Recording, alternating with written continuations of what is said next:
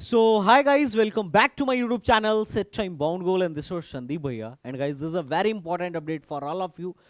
NTA ने JEE main का result जारी कर दिया है। जेई मेन के फर्स्ट अटेम्प्ट का रिजल्ट जारी हो चुका है और आप लोग अब एनटीए के वेबसाइट से जाके रिजल्ट देख सकते हैं। हालांकि हो सकता है वो खुल नहीं रहा हो या हो सकता है आपको वो लिंक मिल नहीं रहा हो, तो वो लिंक मैं आपको अपने टेलीग्राम चैनल पे दे देता हूं। मैंने यहाँ पे टेलीग्राम चैनल पे ऑलरेडी डाल रखा है, आप इस पर क्लिक करिए और यहीं पर आप उनके जहां से रिजल्ट आपको, जहां से स्कोर कार्ड आपको डाउनलोड करना है, ये वहां पर पहुंचा देगा। अब फटाफट मैं आपको समझा देता हूं कि स्कोर कार्ड का मतलब क्या है, कैसे समझना है कि आपकी परसेंटाइल क्या है, आपको क्या कॉलेज मिल सकता है और परसेंटाइल के बिहाफ पे जो एनटीए का स्कोर है उसके बिहाफ पे आप किस तरीके से अपने रैंक को कैलकुलेट कर सकते हैं। This is a very important video for all of you. और ये चैनल एसटीबीजी ये ऐसा चैनल है जो पूरे काउंसलिंग में आपकी हेल्प करने वाला है। अगर आपको लगे ना जब कि भैया मेरे को कॉलेज नहीं मिल पा रहा है, भैया मेरे को समझ में नहीं आ रहा मेरा एडमिशन कहाँ होने वाला है, कोई बात नहीं, एसटीबीजी में आ जाना, हर प्रॉब्लम का सोल्यूशन निकलेगा। चैनल फटाफट सब्सक्राइब कर लो, this is very important. Channel subscribe करके बेल आइकन दबा दो। एक एक वीडियो इंपॉर्टेंट है, मिस नहीं होनी चाहिए। और खैर अभी तो मैं तुम्हें ये कहूंगा कि तुम सिर्फ और सिर्फ अप्रैल अटेम्प्ट में फोकस करो, और जब एक बार सब कुछ तुम्हारे साइड से हो जाए तब इस चैनल पे आना और फिर अपनी काउंसलिंग को प्रोसीड करना, क्योंकि ये बहुत जरूरी होगा।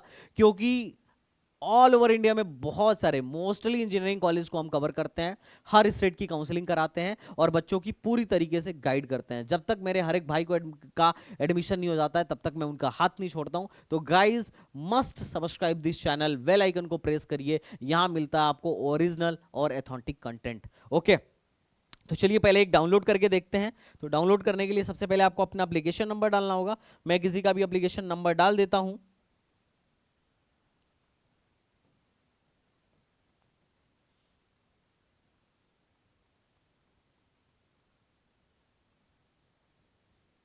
और उसके बाद आपको डेट ऑफ बर्थ डालना होगा, तो आप डेट ऑफ बर्थ डाल दीजिए। I am just going to मैं यहाँ पर एक डेट ऑफ बर्थ डाल देता हूँ। और डेट ऑफ बर्थ जो भी है आप अपना डेट ऑफ बर्थ डाल दीजिए, जैसा कि मैं डाल रहा हूँ। हालांकि आपको दिख नहीं रहा होगा, बट फिर भी आप डेट ऑफ बर्थ डाल दीजिए, मेरे साथ करिए। और फिर अपन लोग यहाँ पर डाल देते हैं, ठीक है। अब उसके बाद अपन लोग कैप्चा डाल देते हैं, तो डेट इज 1917691 ओके। तो गाइस टन टना खुल गया, तो खुल गया आपका रिजल्ट। मैंने वहीं पर डाल दिया। अब चूंकि बच्चे के उसकी बात रहती है, बच्चा कहेगा कि भैया मेरा रिजल्ट सारे लोग देख रहे हैं, तो इसके लिए मैंने उसको हाइड कर दिया था, बट कोई बात नहीं, चलो। एक बच्चा है, एक स्टूडेंट है अपना, उसकी उसका ये स्कोर कार्ड है। अब स्कोर कार्ड की बात अपन करी जाए तो देखो इसकी अब देखना, ध्यान से समझना, थोड़ा सा इस स्कोर कार्ड को समझने की कोशिश करना। इसमें पहली बात, कहीं पे भी आपका कट ऑफ मेंशन नहीं है और कट ऑफ अभी मेंशन हो भी नहीं सकता है। कट ऑफ कब आता है? अप्रैल अटेम्प्ट के बाद आता है, अभी कट ऑफ नहीं आएगा, पहली बात। तो आप सेफ जोन में है कि नहीं ये कैसे पता चलेगा? और ये जो लिखा हुआ है फिजिक्स में 94, केमिस्ट्री में 85, मैथमेटिक्स में 86, ये सब जोड़ेंगे तो कितना हो जाएगा? 240-50 से ज्यादा हो जाएगा। क्या आपका मार्क्स इतना ज्यादा है? 300 में से क्या ये आ रहा है? ये आपके मार्क्स हैं क्या? नहीं, ये मार्क्स नहीं है, ये परसेंटाइल है। कि फिजिक्स में 94 परसेंटाइल है, मतलब फिजिक्स में अभी भी लगभग मतलब 6% लोग ऐसे हैं, टोटल 6% लोग ऐसे हैं जो इससे फिजिक्स में आगे चल रहे हैं। और केमिस्ट्री में 85 परसेंटाइल है, इसका मतलब 15% लोग ऐसे होंगे जो इनसे आगे चल रहे हैं। और मैथमेटिक्स में 86 परसेंटाइल लोग होंगे, जो मतलब 86 परसेंटाइल है, इसका मतलब ये है कि लगभग लगभग 14% लोग इससे आगे चल रहे हैं। अब 12 लाख का 14% तुम मतलब 11 लाख समथिंग, 11,70,000 लोग एग्जाम में बैठे थे इस बार फर्स्ट अटेम्प्ट में, तो तुम उसका 14% निकाल लो, एक बहुत बड़ा नंबर है, ठीक है। तो इसका जो ओवरऑल जो परसेंटाइल निकल के आया है, इन तीनों का मिला के जो ओवरऑल परसेंटाइल निकल के आया है, जिस पे इसकी मेरिट बनेगी, जिसके थ्रू इसका एडमिशन होगा, वो है 93 परसेंटाइल। तो इसका जो परसेंटाइल है that is 3.5093 and so on. ये इसका परसेंटाइल है। मतलब मोटा मोटी अगर मैं बात करूं तो कम से कम 6.5% लोग ऐसे हैं जो जेई मेन के एग्जाम में इन भाई साहब से बेहतर किए हैं। 6.5% लोग ऐसे हैं। तो 11 लाख का लगभग 6.5% तुम निकाल लो, इतना ज्यादा बच्चा इनसे आगे है। तो अब सवाल यह है कि भैया इसकी रैंक क्या बनेगी और ये सेफ जोन में है या नहीं है, ये जेई एडवांस के लिए क्वालिफाई कर रहा है कि नहीं कर रहा है, ये पता कैसे करें। पहली बात है परसेंटाइल क्या है, पहले तो मैं बता देता हूं, ये मार्क्स कतई नहीं है, ये परसेंटाइल है। अब ये परसेंटाइल का फंडा क्यों है, क्योंकि भाई साहब हर एक व्यक्ति के लिए, मतलब हर एक शिफ्ट में पेपर लेवल अलग अलग है। हर एक शिफ्ट में मतलब एक पेपर तो हो नहीं रहा है, पेपर का बहुत सा मतलब पेपर अलग अलग हो रहे हैं, पेपर का लेवल अलग अलग है। तो सर को नॉर्मलाइज करने के लिए, एक नॉर्मल बेस पे लेके आने के लिए परसेंटाइल का सिस्टम बनाया गया था। ठीक है, अब परसेंटाइल जिसकी जितनी बढ़िया होती है उसका उतना बढ़िया रैंक आता है। जो 100 परसेंटाइल वाले लोग होंगे उनकी रैंक 1 होगी, है ना, बात समझ रहे हो। जो मतलब रैंक 1 वाले लोग होंगे उन्हीं की 100 परसेंटाइल होगी।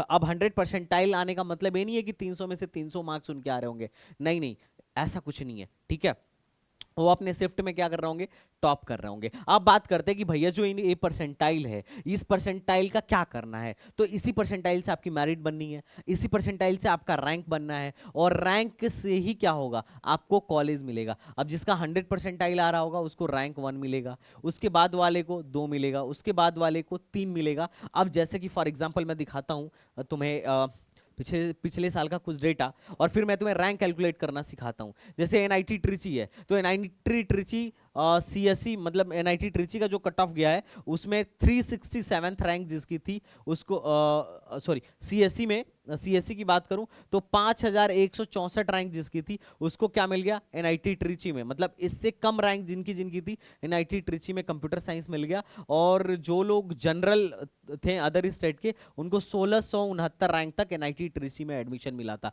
तो ये रैंक का कॉन्सेप्ट है। अब सवाल है कि भैया जो परसेंटाइल आई है मुझे कैसे पता चलेगा मैं पास हुआ या फेल, मैं जेई मेंस के लिए क्वालिफाई किया हूं कि नहीं, क्योंकि कट ऑफ तो अभी देगा नहीं, रैंक भी अभी नहीं देगा। रैंक कब देगा, अप्रैल अटेम्प्ट में देगा। जब अप्रैल अटेम्प्ट एक बार हो जाएगा तो देखेगा कि जनवरी अटेम्प्ट और अप्रैल अटेम्प्ट में दोनों में से बेहतर आपका परसेंटाइल किस में है। तो जिसमें भी आपका बेहतर परसेंटाइल होगा उस वाले को कंसीडर करेगा, बाकी दूसरे वाले को छोड़ देगा। जैसे मान लो अगर आप जनवरी में बेहतर करते हो तो फिर मतलब अप्रैल में बेहतर करते हो इससे, तो फिर जनवरी वाले परसेंटाइल से कोई लेना देना नहीं होगा, फिर अप्रैल वाला परसेंटाइल क्या किया जाएगा, काउंट किया जाएगा। लेकिन अगर आपका अनफॉर्चुनेटली अप्रैल वाला अटेम्प्ट खराब हो जाता है तो फिर जनवरी वाला बढ़िया अगर हुआ तो जनवरी वाले को ये लोग क्या करेंगे, जेई वाले एनटीए वाले कंसिडर करेंगे। अब कट ऑफ की बात कर लेते हैं। तो देखो एक बात तुम समझ लेना, जब भी नंबर ऑफ कैंडिडेट्स 11 लाख से ज्यादा हुए हैं, जब भी नंबर ऑफ कैंडिडेट्स 11 लाख से ज्यादा हुए हैं, 90 के तकरीबन 90% तक कट ऑफ गई है। देखो 90, वो भी 90 मतलब 0.15% ही कम है, ये भी 90। तो जब भी 11 लाख से ज्यादा कैंडिडेट्स होते हैं 90 से ही ज्यादा कट ऑफ जाती है। और जो एससी वाले हैं उनका तो 50 से ज्यादा ही कट ऑफ जाता है। 50 परसेंटाइल से 11 लाख से ज्यादा बच्चे होने पर हर बार यही देखा गया। जैसे इसमें 9 लाख थे तो इनका 50 से कम था, लेकिन इसमें भी 10 लाख थे तो 50 से कम था। लेकिन यहाँ 11 लाख 2023 में 11 लाख कैंडिडेट्स बैठे थे तो इसमें क्या हुआ, 50 से ज्यादा इनका कट ऑफ आया। तो मान के चलना इस बार जो तुम्हारी कट ऑफ होगी 90 से ज्यादा होगी। मैंने सेफ के लिए 91 दे रखा है। तो जो लोग जनरल कैटेगरी से हैं और जिनका परसेंटाइल 91 परसेंटाइल से ज्यादा हो रहा है वो अपने आप को सेफ समझ सकते हैं। अगर किसी का 92 93 94 परसेंटाइल आ रहा है तो जेई एडवांस के लिए क्या है, एलिजिबल है, उसका कट ऑफ क्लियर हो चुका है।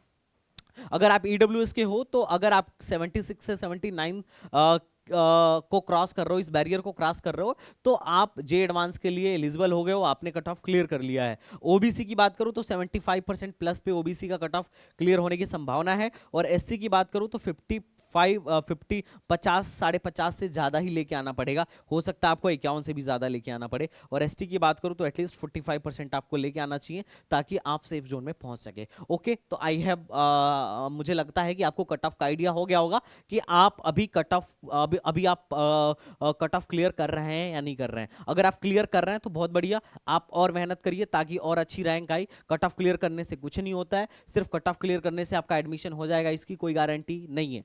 जितना बढ़िया रैंक होता है उतनी बढ़िया कॉलेज मिलती है। अच्छा, तो कट ऑफ क्लियर होने का फायदा क्या है? कट ऑफ क्लियर होने का फायदा ये है कि आप एडवांस के लिए एलिजिबल हो जाते हैं। ये बात समझिए। और अगर आपका अभी कट ऑफ क्लियर नहीं है तो फिर आपको क्या करना होगा? फिर आपको कट ऑफ क्लियर करने के लिए पहले ध्यान देना होगा, ताकि थोड़ा मेहनत करके कट ऑफ को क्लियर करें और जेईई एडवांस के लिए एलिजिबल हो जाए। क्योंकि अगर कट ऑफ ही नहीं क्लियर करेंगे तो आप जेईई में एडवांस आपको अपने एग्जाम में बैठने ही नहीं देगा, और जब वो अपने एग्जाम में बैठने ही नहीं देगा तो फिर आईआईटी का सपना आपका अधूरा ही रह जाएगा, है कि नहीं? तो पहले तो ये चीज आपको समझ में आना चाहिए कट ऑफ का क्या मामला चल रहा है। ओके, अब थोड़ा सा हम आगे बात करते हैं कि भैया मेरी जो परसेंटाइल है उसके बिहाफ पे मुझे कहीं एडमिशन मिल रहा है कि नहीं मिल रहा है, ये कैसे पता करें?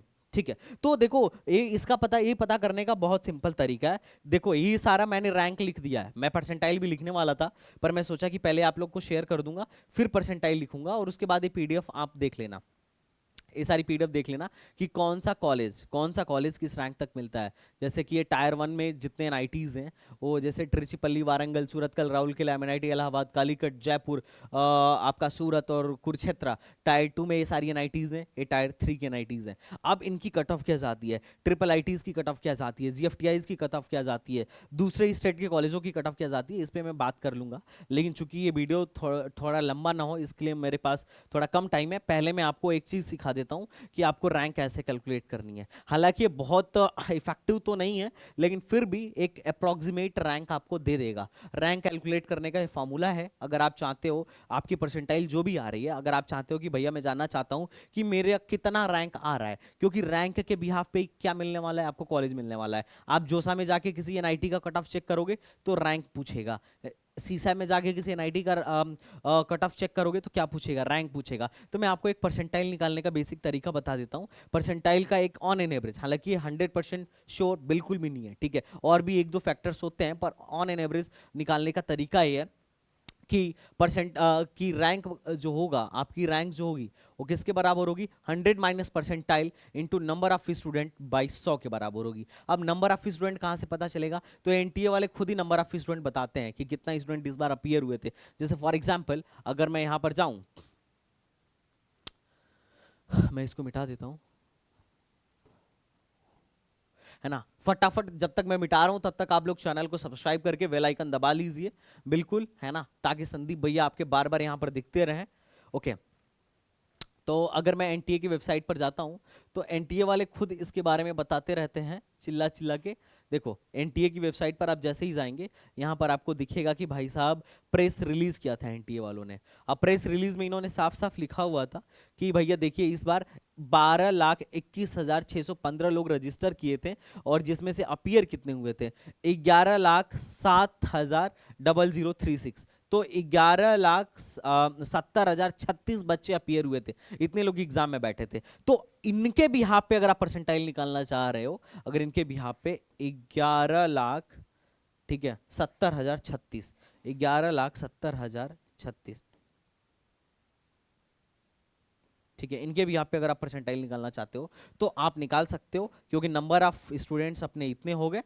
अब मान लेते हैं आपकी परसेंटाइल कुछ जो आई है उसी के, अब उस परसेंटाइल के करस्पॉन्डिंग क्या रैंक होगा यही आपको जानना था। मान लेते हैं एक मैं गणना करने के लिए आपको कैलकुलेशन के लिए दिखा देता हूं कि मेरी परसेंटाइल 95 है। अब मैं ये जानना चाहता हूं कि मेरी रैंक क्या आएगी, मेरा रैंक क्या आएगा अगर मेरी 95 परसेंटाइल बन रही है इस साल। तो मैं क्या करूंगा, यहाँ पे 95 डाल दूंगा, तो ये हो जाएगा 100 minus 95 into number of candidates. तो नंबर ऑफ कैंडिडेट्स 11,707,036 हैं, और अपान कितना 100 से भाग दे दीजिए, यही तो फॉर्मूला था। तो आप इसको कैलकुलेट करिए तो ये हो जाएगा 5 इंटू 11,700,036 अपान 100। अब अगर मैं कैलकुलेट करता हूं इसको, कैलकुलेटर यूज कर लेते हैं यार, 11,700,036 में मल्टीप्लाई कर लीजिए 5 से और डिवाइड कर लीजिए 100 से, तो ये लगभग आएगा 58,501.8। ये लगभग 58,000 रैंक आएगा, 58 के रैंक आएगा, मोटा मोटी 58 का रैंक आएगा। अब असली में आपके रैंक से थोड़ा बहुत डिफरेंट भी हो सकता है कि आपका 54 ही बने, हो सकता है कि आपका 60 भी बन जाए, ठीक है। लेकिन मोटा मोटी आपको एक अंदाजा लग गया कि आप इसी के आसपास आपकी रैंक रहने वाली है। अब एक बार रैंक पता चल जाएगा ना, तो मैं एक और भी सिंपल तरीका बताता हूं कि आपको कैसे पता चलेगा आपको कौन सा कॉलेज मिल रहा है। आप हमारे प्रेडिक्टर में आइए, ठीक है, आप सीसैप पे क्लिक कर दीजिए या जोसा पे क्लिक कर दीजिए। अब आपको है कि भैया मैं ओबीसी, जैसे मैं हूं ओबीसी कैटेगरी का, मेरी रैंक अब मैंने तुम्हारे सामने निकाली 58,000। अब 58,000 निकाली तो मैं बोलूंगा भाई मैं जेंडर मेल हूं, मुझे एनआईटी ही चाहिए बस। अगर तुम्हें ट्रिपल आईटी चाहिए तो तुम ट्रिपल आईटी भी सर्च कर सकते हो। और अगर कोई प्रोग्राम चाहिए कि भैया मेरे को सिर्फ आर्टिफिशियल इंटेलिजेंस या कंप्यूटर साइंस चाहिए, तो तुम उसे सेलेक्ट कर लेना, अदरवाइज कोई भी चलेगा तो रहने देना। और कौन से राउंड तक, तो सर किसी भी राउंड तक मिल जाए कोई दिक्कत नहीं है। कैटेगरी क्या है, तो भैया मैं तो संदीप भैया ओबीसी है, तो ओबीसी मैंने डाल दिया। अब अपनी रैंक, अब देखो कोटा में क्या है, ऑल इंडिया कोटा, कोई जेके जम्मू एंड कश्मीर का हो तो वो डाल सकता है। मैं all India quota other state quota डाल देता हूँ, ठीक है। और मैं यहाँ पे अपनी क्या डाल देता हूँ, रैंक डाल देता हूँ जो मुझे मिला था 5800, ये हो गया 58,000, ठीक है। मैंने यहाँ पे रैंक डाल दिया। तो अब 58,000 पे लास्ट ईयर में क्या क्या मिला था ये मेरे को ये लोग बहुत बढ़िया से दिखा दे रहे हैं। ये इन्होंने बहुत अच्छे से दिखा दिया कि देखो भाई लास्ट ईयर राउंड 2 में सीसा में जमशेदपुर पे 58,129 पे क्या मिला था, प्रोडक्शन एंड इंडस्ट्रियल मिला था। एनआईटी हमीरपुर में क्या मिला था, एनआईटी हमीरपुर में सिविल इंजीनियरिंग मिला था। और उसके बाद से क्या मिला था, एनआईटी सूरत में आपको सिविल इंजीनियरिंग मिला था। एनआईटी मणिपुर में इलेक्ट्रॉनिक्स एंड इंजीनियरिंग मिला था 58,000 रैंक पर, ठीक है। एनआईटी रायपुर में देखो क्या मिला था अपने को, एनआईटी रायपुर में 58,000 रैंक पे क्या मिल रहा है, एनआईटी रायपुर में सिविल इंजीनियरिंग मिल रहा है। तो ये सारा कुछ मिल रहा है। अगर मेरे को लग रहा है कि नहीं नहीं मैं ट्रिपल आईटी भी ले सकता हूं साहब, तो ट्रिपल आईटी भी अपने को क्या करना होगा, अपने को ट्रिपल आईटी पे भी क्या कर देना चाहिए, अपने को ट्रिपल आईटी पे यहाँ सीसैप पे क्लिक करके, जिसका भी मैं लास्ट राउंड का डेटा देखना चाह रहा था तो इसलिए सीसैप पे क्लिक किया, ट्रिपल आईटी और एनआईटीज पे क्लिक कर दिया और अपनी रैंक डाल दी। 58,000 रैंक थी मेरी, मैंने 58,000 रैंक डाल दी और मैं अपना कोटा सेलेक्ट कर लिया। भैया ऑल इंडिया और अदर स्टेट, मेरा कोटा है ओबीसी एनसीएल, मैंने सेलेक्ट कर लिया। अब जो जो ट्रिपल आईटी मिल रही होगी ना ये लोग मुझे शो करेंगे। देखो ट्रिपल आईटी कांचीपुरम में स्मार्ट मैन्युफैक्चरिंग मिल रही है 58,000 पे। और क्या मिल रहा है, ट्रिपल आईटी रांची में अपने को क्या मिल रहा है, इलेक्ट्रॉनिक्स एंड कम्युनिकेशन मिल रहा है। और क्या मिल रहा है, तो जो जो कॉलेज मिल रहा है, ट्रिपल आईटी करनौल में अपने को कंप्यूटर साइंस मिल रहा है ड्यूअल डिग्री वाला, 59,000 रैंक तक पिछले साल मिला था ओबीसी कैंडिडेट को, तो ये मिला था। अगर कोई गर्ल है तो यहाँ पे फीमेल क्लिक कर दे, फीमेल वालों का भी डेटा निकल के आ जाएगा। तो ये बहुत सिंपल तरीका है अपने को सेटिस्फेक्शन देने का, क्योंकि ये बहुत मतलब ये ऑलरेडी सही डेटा है, कोई फर्जी डेटा नहीं है, ये फिल्टर ही कर रहा है, ठीक है। इससे आपका काम ही आसान हो गया। और बाकी परसेंटाइल निकालने का वो सच में वो एक फॉर्मूला है, ठीक है। अब तुम उसको पिछले साल के किसी भैया के परसेंटाइल से तुम एक बार मैच करके देख लेना, 100% मतलब 98% की एक्यूरेसी, 95% की एक्यूरेसी तुम्हें नजर आ जाएगी। तो ये कुल मिला जुला के रहा बात। अब सवाल ये है कि भैया एक बात बताइए, एनआईटी में एडमिशन के लिए कितना परसेंटाइल चाहिए मिनिमम। तो मैं तुम्हें बताता हूं, सबसे पहले तुम एसटीबीजी के उसमें आ जाओ, एसटीबीजी के वेबसाइट पे आ जाओ, यहां पर क्लिक कर दो पॉपअप पर। और हमारा क्या है,